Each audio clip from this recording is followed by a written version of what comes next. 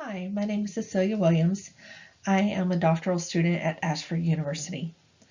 This presentation is the beginning stages of my research for my thesis. Does implicit bias in the classroom impact behavioral referrals for elementary students?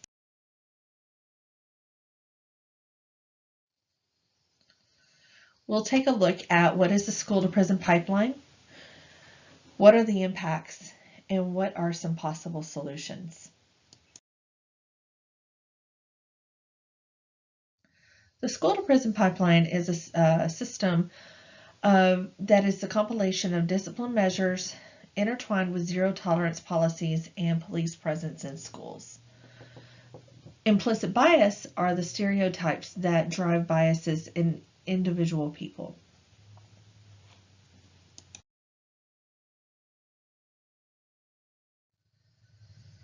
The relevancy of the systemic issue of the school to prison pipeline, along with implicit bias, is there are an increased number of expelled students and discipline referrals for students that are primarily African American or Hispanic.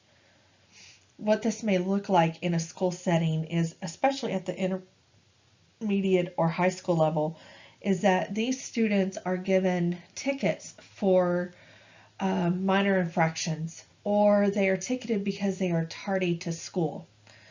What ends up happening is that these particular students end up in the juvenile justice system primarily because they cannot afford the ticket prices attached to those tickets that they receive.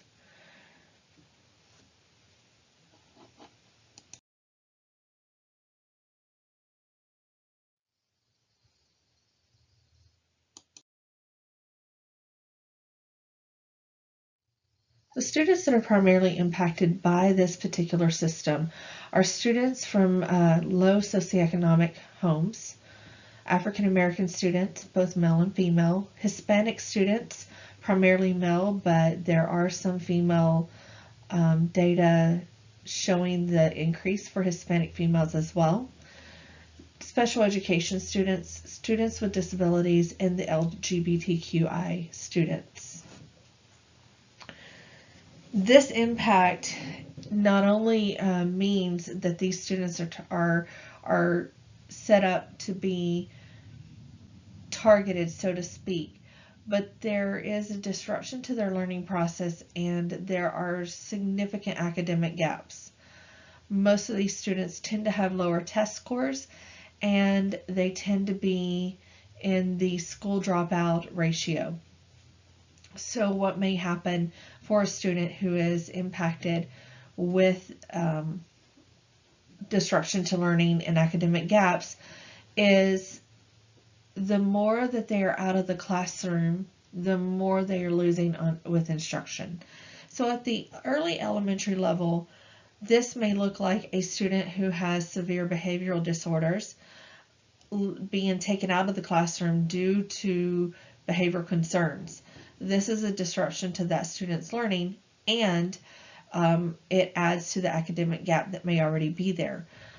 Research also has shown that many of these students already are significantly behind their peers when they enter kindergarten. So what has happened is with implicit bias, there is a number of students who are not receiving the same level of education as their peers. So African American and Hispanic students primarily are susceptible to this particular phenomenon. And Gilliam, in the 2016 research article that is referenced in the reference pages, states that the implicit bias issue is actually seen as early as pre-K. So what ends up happening is black males who are hyper, playing rough, any number of things that are perceived as being a certain way due to implicit bias, those students are recommended at higher levels of to be expelled from pre-K.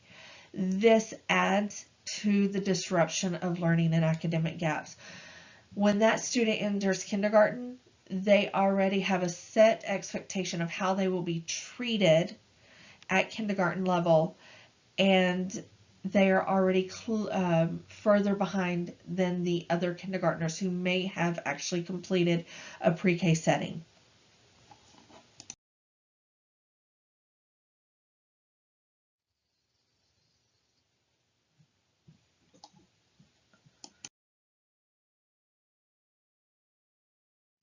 Some of the solutions that have been created to address these issues are socio-emotional training,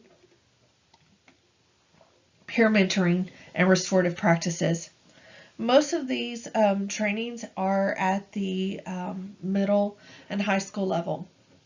However, there are starting to be restorative practices or restorative circles in the elementary level to attempt to address many of these issues.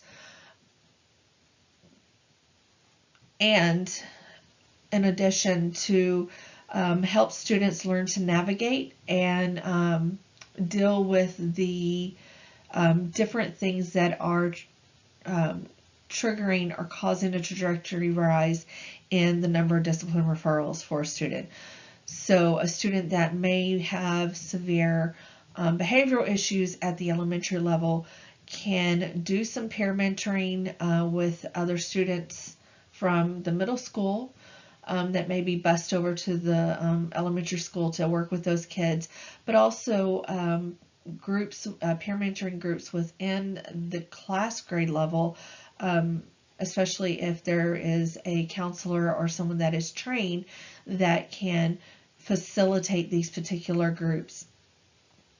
These types of trainings and types of mentoring and restorative practices are helping to change how students act and react to certain events in the school day.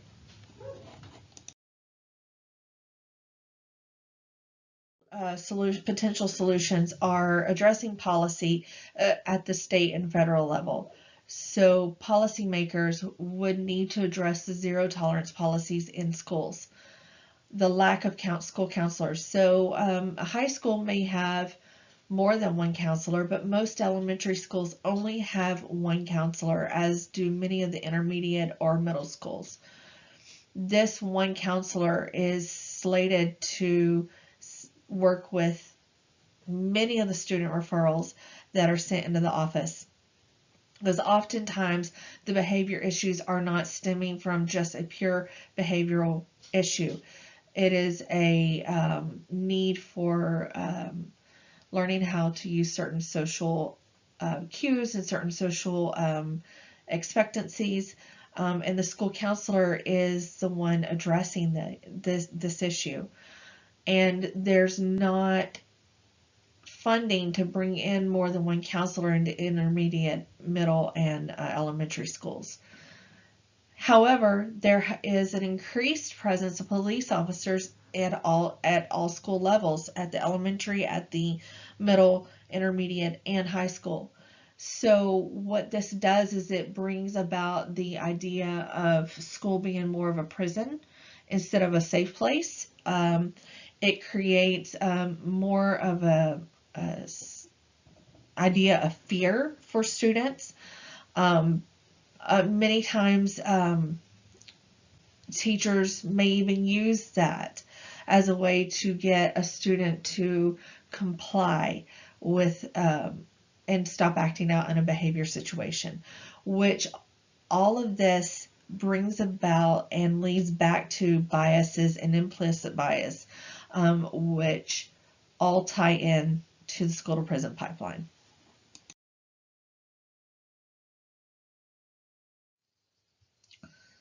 So this quote by Osher really seems to bring all of this into the idea of implicit bias and the school to prison pipeline Beliefs, attitudes, and values are grounded in the experiences that people have and simultaneously assist people to interpret and remember those experiences.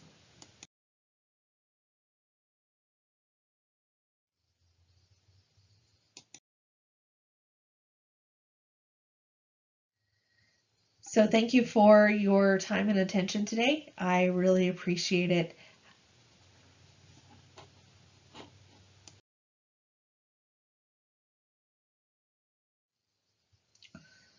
So this quote by Osher really seems to bring all of this into the idea of implicit bias and the school to prison pipeline.